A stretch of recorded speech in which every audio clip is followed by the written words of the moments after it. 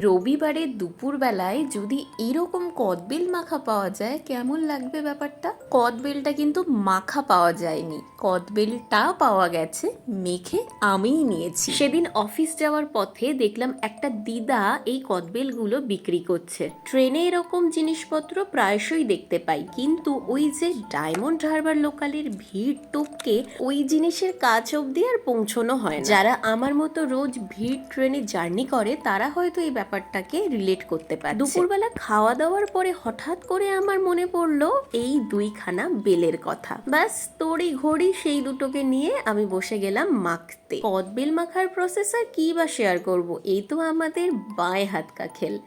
লবণ, চিনি, কাঁচা লঙ্কা, সরিষার তেল, ব্যাস এই চারটে বেসিক জিনিস হলেই হলো। এখানে একটু লেবু পাতা বা ধনে পাতাও অ্যাড করা যেতে পারতো, কিন্তু আমি আর অ্যাড করিনি। আমি একটু বেশি ঝাল খাই, সেই কারণে আমি গোটা কাঁচা লঙ্কাটাকেই দিয়ে দিয়েছি। যদিও লঙ্কাটাতে যে খুব একটা বেশি ঝাল ছিল এমনটাও নয়, কিন্তু এই মাখামাখি করতে বসে চামচ দিয়ে মাখানোর ব্যাপারটা খুব একটা বেশি আমার মনে ধরলো না, সেই কারণে আমি হাত দিয়েই মেখে ফেলেছি। আমাদের কদবেল মাখা একদম তৈরি পরিবেশনের জন্য।